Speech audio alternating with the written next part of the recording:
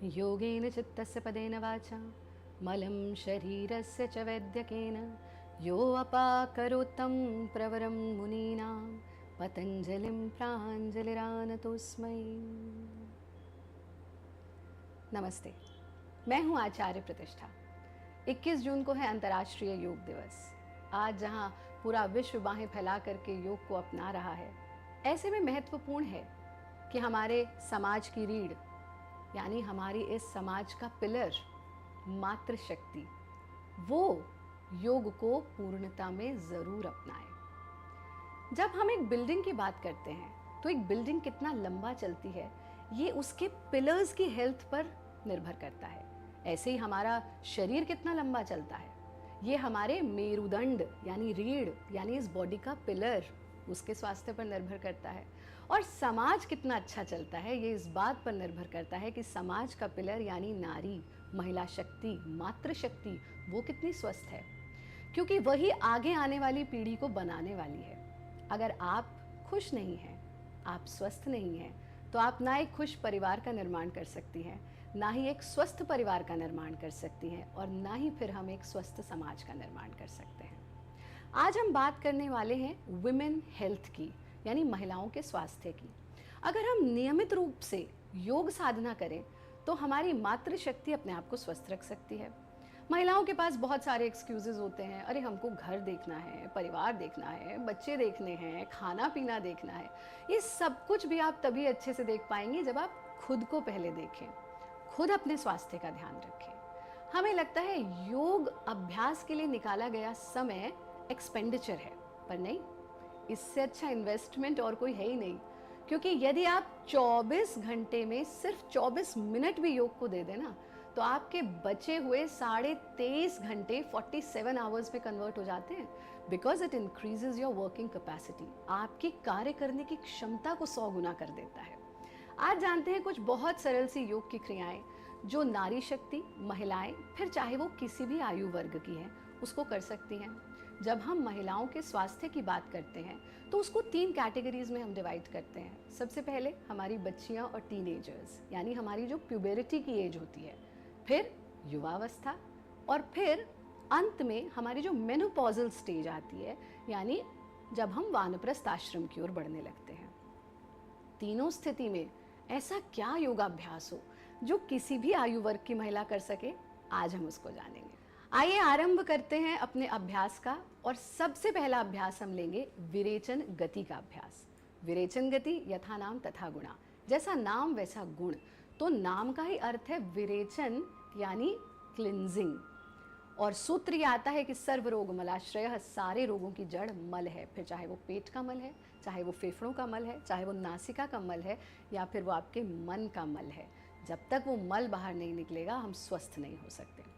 विरेचन गति का अभ्यास आप खड़े होकर के भी कर सकते हैं, आप बैठ कर भी कर सकते हैं। जो महिलाएं धरती पर बैठ नहीं सकती वो इसको कुर्सी पर बैठ करके भी कर सकती हैं। एक बड़ी प्यारी बात है, योग हमें फ्लेक्सिबल बनाता है, लेकिन समय के साथ साथ योग भी फ्लेक्सिबल होता चला गया, और इसीलिए आज योग को पूरा विश्व अपना रहा है, क्योंकि वो प्रत्येक व्यक्ति के लिए है। आपकी शारीरिक स्थिति कुछ भी हो, आपकी मानसिक स्थिति कुछ भी हो, आप किसी भी देश से आते हैं, आप सब योग को अपना सकते हैं। तो विरेचन गति इस तरह से वज्रासन में बैठ करके करेंगे। अगर जमीन पर बैठे हैं, खड़े हुए हैं तो सीधा खड़े होकर के करेंगे, और जमीन पर भी नहीं बैठ सकते, खड़े भी नहीं हो सकते, तो कुर्सी पर बैठ करके भी करेंगे। लेकिन करते समय रीढ़ को, अपनी स्पाइन को सीधा रखेंगे, यानी ऐसे झुक करके नहीं करना, सीधा रहना है। इस स्थिति में आ गए, अपने हाथों से मुष्टिक यानी मुट्ठी बना लीजिए, हाथों को 90 डिग्री के एंगल पर ले आइए। यहाँ पूरा एक 90 डिग्री एंगल बन गया। आपको फोर्सफुल एक्सलेशन करना है। जब आप फोर्सफुल एक्सलेशन करेंगे तो नासिका से मल बाहर होगा, आपके फेफड़ों की शुद्धि होगी, और फिर आपकी मनोवह नाड़ियाँ यानी माइंड कंट्रोलिंग नर्व्स पर प्रेशर पड़ेगा, जिससे धीरे धीरे मन भी आपके संतुलन में आना आरंभ हो जाएगा। स्थिति में आए,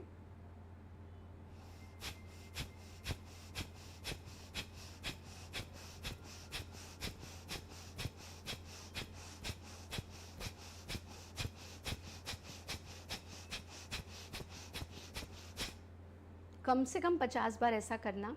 फिर दोनों बाहों को खोल देना और 3 बार लंबा गहरा सांस।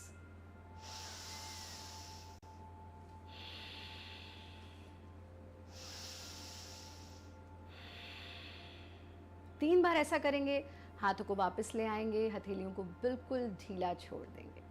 प्रयत्न शैथिल्यम यानी अभ्यास करते समय 100% एफर्ट, रिलैक्स होते समय एब्सोल्यूट सरेंडर, एब्सोल्यूट रिलैक्सेशन। 50 का एक राउंड आप 4 राउंड तक कर सकते हैं। मन में शंका होगी कि आचार्य जी कौन इसको नहीं कर सकता? सभी लोग इसका अभ्यास कर सकते हैं। आज जो हम अभ्यास ले रहे हैं, जो क्रियाएं कर रहे हैं, वो निरापद प्रैक्टिसेस हैं, यानी प्रत्येक व्यक्ति उसका अभ्यास कर सकता है। विरेचन के ही दूसरे स्टेप की ओर हम कैसे बढ़ेंगे, यानी 50-50 के 4 राउंड्स आपने कर लिए। फिर आप क्रॉस लेग्ड पोजीशन में बैठ जाइए। अब आप इसमें अगर अभ्यासी हैं और पद्मासन लगा सकते हैं, बहुत अच्छे, पर हर कोई नहीं लगा सकता, तो फिर आप इस तरह से अर्ध पद्मासन लगा लीजिए। हो सकता है ये भी ना लगे पहली बार में, तो फिर ऐसे चौकड़ी मार करके बैठ जाइए। और अगर ज़मीन पर बैठ ही नहीं सकते तो कुर्सी पर बैठे बैठे भी इसका अभ्यास कर सकते हैं। इस स्थिति में आना, दाएं हाथ के अंगूठे से दाएं स्वर को बंद करेंगे, यानी दाएं नॉस्ट्रल को बंद करेंगे और सिर्फ लेफ्ट से विरेचन करना। देखिए किस प्रकार से, और विशेष रूप से महिलाओं में, अब तो कोई भी आयु वर्ग की महिलाएं सब चाहते हैं भाई पेट की चर्बी कम हो, भाई शरीर थोड़ा फिट दिखे, हम थोड़े खूबसूरत लगे, तो ये हमारे एब्डोमिनल फैट को रिड्यूस करता है, हमारे चेहरे पर ग्लो लेकर के आता है। अगर बाल बहुत झड़ते हैं आपके, तो ये एक अद्भुत प्रैक्टिस है जो आपके हेयर फॉल की समस्या को भी रोकता है। तो इस स्थिति में आएंगे, हर एक्सहेलेशन के साथ पेट अंदर संकुचित हो रहा है।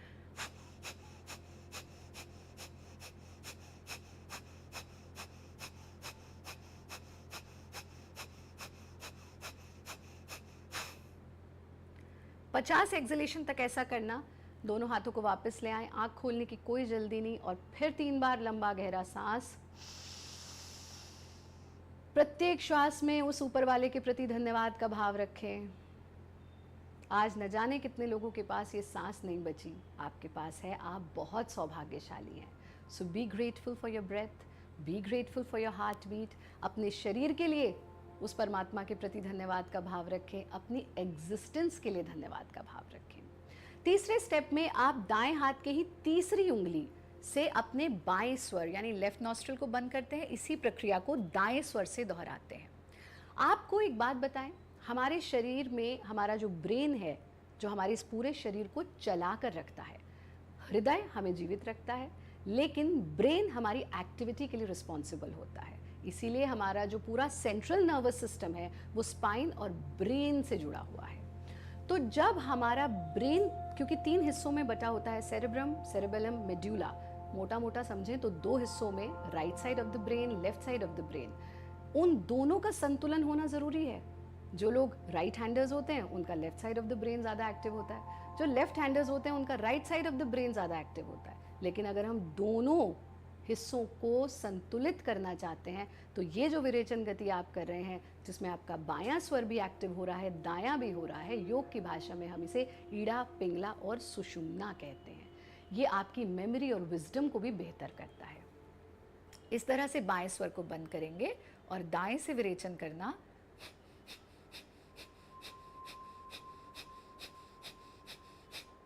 इसको भी आप 50 बार दोहराएं। हाथ को वापस ले आएं, 3 बार लंबा गहरा सांस लें। अंतिम स्टेप में हम ऑल्टरनेट नॉस्ट्रल्स लेते हैं अपने अंगूठे और तीसरी उंगली से, यानी एक बार बाएं से एक्सहेल करना, फिर दाएं से एक्सहेल करना।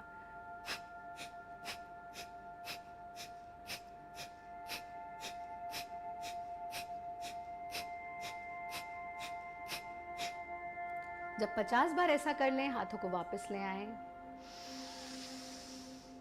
लंबा गहरा सांस 3 बार लेना और फिर धीरे धीरे से आंखें खोल देंगे। विरेचन के ये चारों स्टेप्स 5 मिनट से ज़्यादा का समय नहीं लेंगे जब आप रेगुलर अभ्यास करेंगे। अगले स्टेप में आते हैं, अगले अभ्यास में जब हम आते हैं तो महिलाओं के लिए एक बहुत महत्वपूर्ण चीज़ हो जाती है हार्मोनल बैलेंस। जैसे हमारे हार्मोन्स डिसबैलेंस होते हैं, PCOS, PCOD बच्चियों में हो जाता है, इरेगुलर पीरियड्स, पेनफुल पीरियड्स हमारे प्यूबेरिटी एज में हो जाता है, और मेनोपॉज, कभी कभी अर्ली मेनोपॉज, कभी कभी बहुत कष्टदायक मेनोपॉज, ये हमारी ओल्डर एज में होने लगता है। ऐसे में हम अपने हार्मोन्स को बैलेंस करके रखें, जिससे चेहरे पर पिंपल्स ना हो, दाने ना हो, एक्ने ना हो, जिससे पेनफुल पीरियड्स ना हो, मेनोपॉज भी आपका सुगमता से हो, और आपका जो मासिक धर्म का समय है वो भी सहजता सुगमता से हो, और महिलाएं जो कंसीव नहीं कर पाती, इनफर्टिलिटी का प्रॉब्लम हो जाता है, वो भी इससे दूर हो सकता है। बहुत प्यारा अभ्यास है, इसका नाम है बिलाव गति, यानी बिल्ली जैसी स्थिति आपको लेनी है, पर ऐसा करते समय आपके सारे सिस्टम्स पर प्रभाव पड़ता है। कैसे करना है एक बार देखिए। इस तरह से सबसे पहले हम वज्रासन में आ जाते हैं। वज्रासन में आना बहुत सुगम अभ्यास है, सभी कर सकते हैं।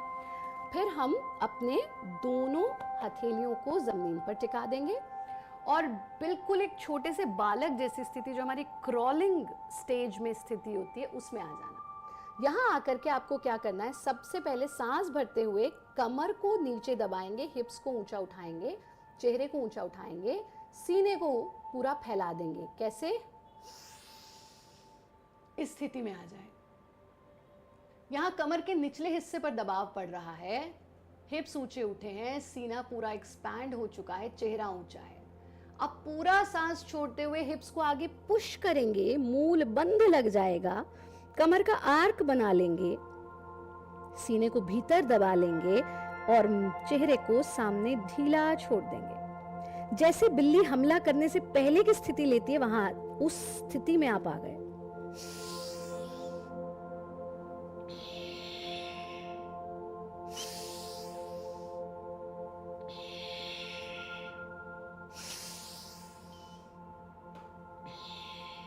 कम से कम 10 बार आप इस अभ्यास को दोहराएंगे। फिर वापस कैसे आएंगे, चेहरा सामने, शरीर को ढीला छोड़ दिया, और फिर धीरे धीरे पीछे झुकेंगे, जितना पीछे आसानी से झुक सकते हैं। हाथों को वापस ले आएं, वज्रासन की स्थिति में आ जाएं, शरीर को बिल्कुल ढीला छोड़ दें। बिलाव आसन का अभ्यास आप 10 रिपीटिशंस तक कर सकते हैं, 10-10 के 2 राउंड्स तक भी कर सकते हैं। अगर आपको कोई भी हार्मोनल इम्बैलेंस की समस्या है तो ये आपके लिए रामबाण है। यहीं से अगला स्टेप हम क्या लेते हैं, महिलाओं में एक बड़ी इंपॉर्टेंट प्रॉब्लम आ जाती है। वो क्या होती है कि हमारी रीढ़, विशेष रूप से लोअर बैक में पेन होने लगता है। उस स्थिति में यहीं बैठे बैठे दोनों हाथों को आप जमीन पर ऐसे टिका देंगे। पहले तो इसी स्थिति में रुकिए। जब आप इस स्थिति में आएंगे तो यहाँ पर आपको एक्सट्रीम रिलैक्सेशन फील होगा, उसको महसूस कीजिए। फिर हाथों को घसीटते जाएं, घसीटते जाएं, घसीटते जाएं। हो सकता है कुछ महिलाएं यहीं तक कंफर्टेबल फील करें, यहीं रुक जाइए, चेहरा सामने। कुछ और आगे झुक पाएंगी और कुछ अपने माथे को जमीन से छू पाएंगी। तीनों में से जो कंफर्टेबल स्थिति है उस पर रुकें। यथा सामर्थ्य रुकना। फिर पहले चेहरा ऊंचा उठाना, हाथों को घसीटते हुए वापस ले आए। ये आपने किया गुरु प्रणाम आसन, इसको हम शशांक आसन भी कहते हैं। इसको आप 3 बार रिपीट कीजिए और यहीं से अगले अभ्यास में हम आ जाते हैं। फिर से हाथों को जमीन पर टिकाया, पर इस बार आप आगे तो झुकेंगी लेकिन अपने हिप्स को भी ऊंचा उठा लेंगी और अपनी ठुड्डी को जमीन पर लगा देना। ऐसा करते समय गर्दन के पीछे आपको एक्सट्रीम रिलैक्सेशन फील होगा, उसे महसूस करें। और फिर से धीरे धीरे अपने आसन में वापस आ जाना। इसको भी आप 3 बार दोहराएंगे। ये सारे अभ्यास आपके ब्लड प्रेशर को नॉर्मल रखते हैं, अगर आपके शुगर लेवल्स डिस्टर्ब हैं उनके लिए बहुत लाभकारी हैं, और रक्त का संचार जो खोपड़ी की तरफ जा रहा है उससे आपकी स्किन ग्लो करती है और आपके बाल भी स्वस्थ होते हैं। यहीं से हम अगली प्रैक्टिस में आते हैं, जिसके लिए आप क्रॉस लेग्ड पोजीशन में बैठेंगे।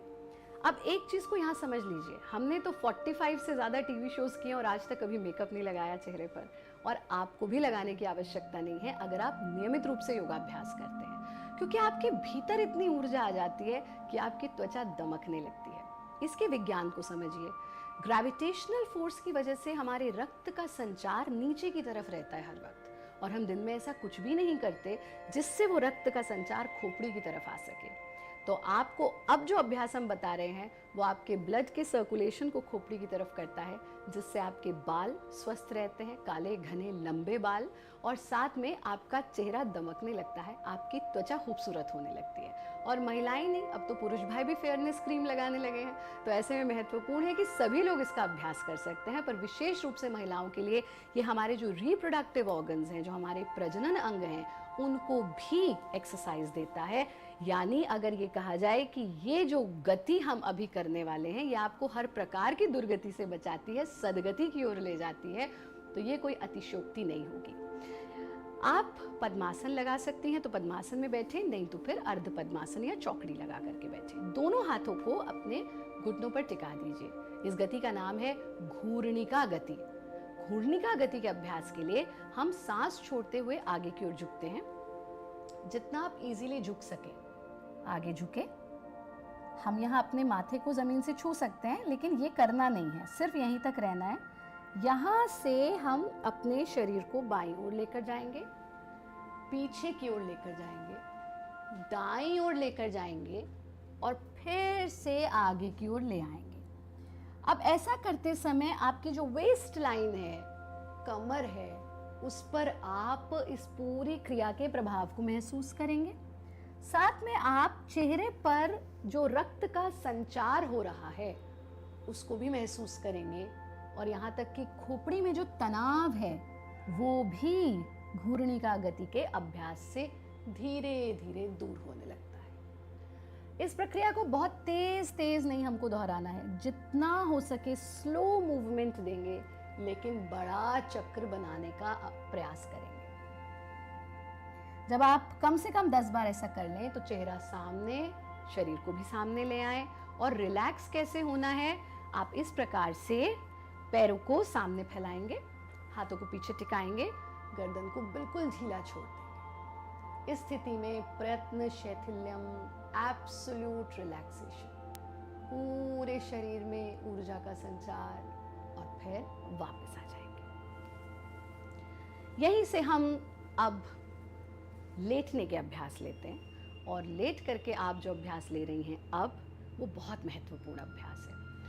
बहुत प्रोलॉन्ग स्टैंडिंग से, प्रोलॉन्ग सिटिंग से हमारी कमर में दर्द होने लगता है, विशेष रूप से रीढ़ के निचले हिस्से पे दर्द होता है। और आजकल हमारे पास एक नई बीमारी आई है जिसे हम कहते हैं मोबाइल फोन। गैजेट्स जितनी अच्छी चीज़ है, उतना ही ये ध्यान रखें कि हम गैजेट को यूज़ कर रहे हैं या गैजेट हमें यूज़ कर रहा है। तो आजकल अगर आप अक्सर लोगों को देखें, वो हर वक्त इस स्थिति में रहते हैं। जब आप इस स्थिति में, विशेषकर महिलाएं जब इस स्थिति में रहती हैं, तो गर्दन के पीछे तनाव होना शुरू हो जाता है। आप देखेंगे महिलाओं में मैक्सिमम माइग्रेन का प्रॉब्लम, सर्वाइकल का प्रॉब्लम, नेक पेन का प्रॉब्लम। घर पे देखेंगे वो पट्टी बांध के यहाँ अपना दुपट्टा बांध के बैठी है, क्योंकि सर में दर्द हो रहा है। ऐसे में अपने पोस्चर को ठीक रखिए, गर्दन को सीधा रखिए, कमर को सीधा रखिए, और जो गति हम अब करने वाले हैं जिसका नाम है सर्प गति, ये आपके हर प्रकार के रीढ़ की समस्या का 100% सॉल्यूशन है। तो अगर आपको कमर में दर्द है, बैक पेन है, आपको सciatica है, आपको लंबर पेन है, आपको लोअर बैक पेन है, आपको सर्वाइकल है, आपको माइग्रेन है, इन सब में आप इस गति का अभ्यास जरूर करें। सर्प गति का जैसा नाम वैसा गुण, यथा नाम तथा गुणा। तो हम इस प्रकार से सांप जैसी स्थिति लेते हैं। आप अपने आसन में बैठेंगे, फिर हाथ का सहारा लेते हुए पीठ के बल लेट जाना। पेट के बल लेट गए, ठुड्डी जमीन पर है। अब धीरे से आप अपनी दोनों कोहनियों को जमीन पर टिका दीजिए और अपनी ठुड्डी को दोनों हथेलियों के बीच में टिका दीजिए।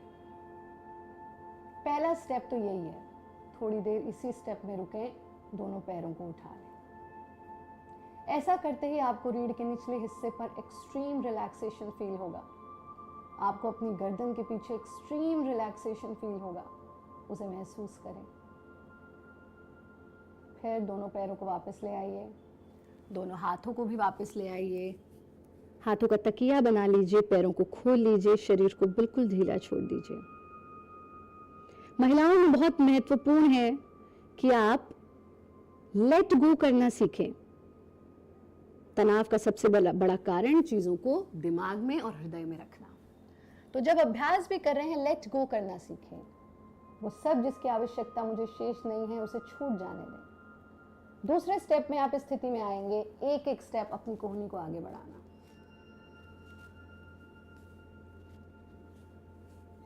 जो बिल्कुल आगे बढ़ा दें।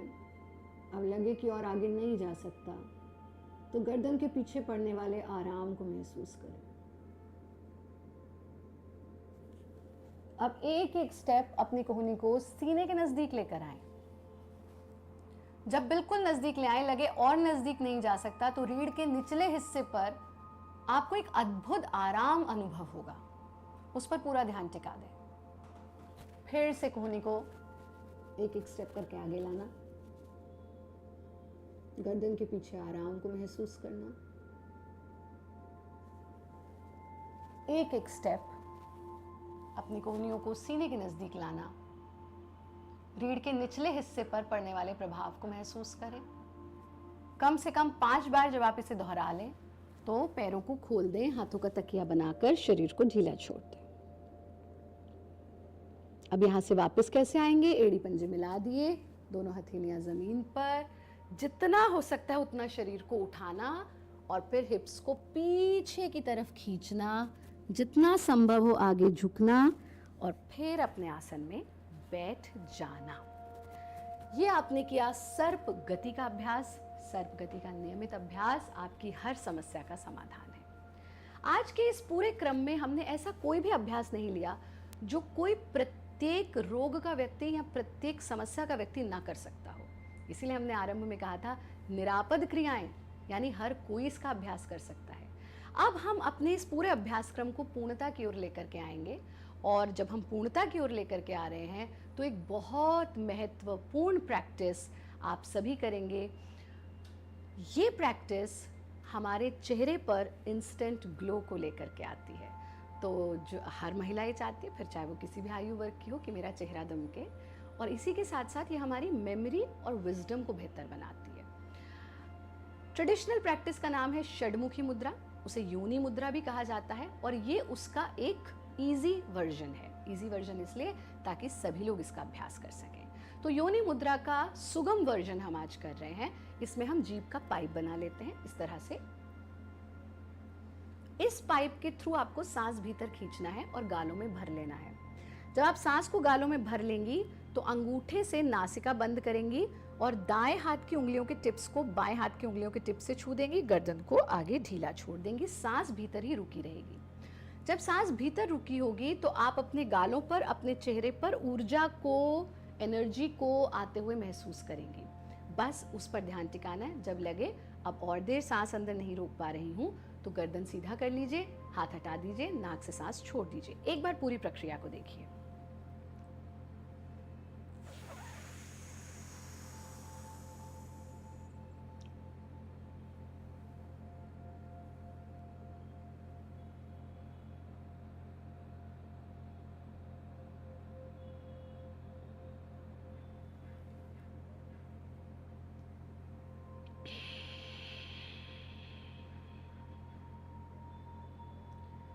आँख खोलने की जल्दी बिल्कुल ना करें क्योंकि रक्त का प्रवाह आपकी खोपड़ी की ओर है, ऊर्जा का प्रवाह आपकी खोपड़ी की ओर है। थोड़ी देर स्थिति में रुकेंगे, धीरे धीरे से आंखों को खोल देंगे। आप 3 बार इसे दोहराएं। अति सर्वत्र वर्जयेत, excess of everything is wrong. अगर आप 15 दिन नियमित रूप से इस क्रिया का अभ्यास करते हैं तो उम्र से पहले आने वाली झुर्रियाँ, झाइयाँ, एक्ने, पिंपल्स, आंखों के नीचे काले घेरे, ये सब चीज़ें आपकी ठीक होनी शुरू हो जाएंगी। आप ये सारा अभ्यास क्रम अपनाते हुए एक सूत्र जरूर याद रखिएगा भारत योग का। क्या है वो सूत्र? योग मजा है, सजा नहीं। इसलिए अपने साथ जाती बिल्कुल ना करें। जब आप ये अभ्यास करें तो जितना इजी और कंफर्टेबली कर सके वैसे ही करें। जितनी शरीर की क्षमता है उतना अभ्यास करें। विशेष रूप से महिलाएं एक अभ्यास प्रतिदिन जरूर करेंगी और वो क्या है? बाकी हर चीज़ अधूरी है, हंसना बहुत ज़रूरी है। हम हंसना भूल चुके हैं, हम तनाव में रहने लगे हैं। ऐसे में हम भारत योग में अट्टाहास का अभ्यास करते हैं। दोनों हाथों को खोलकर अपनी उंगलियों को चारों दिशाओं में फैला दीजिए। इस माँ प्रकृति के प्रति धन्यवाद का भाव रखते हुए मुक्त हास 30 सेकेंड्स ऑफ फ्री लाफ्टर, 1 2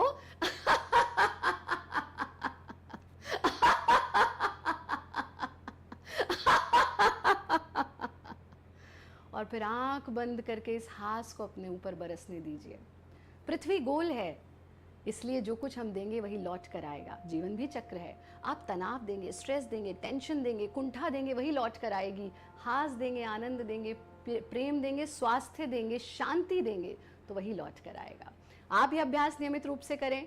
योगी बने, उपयोगी बने, सहयोगी बने, निरोगी बने।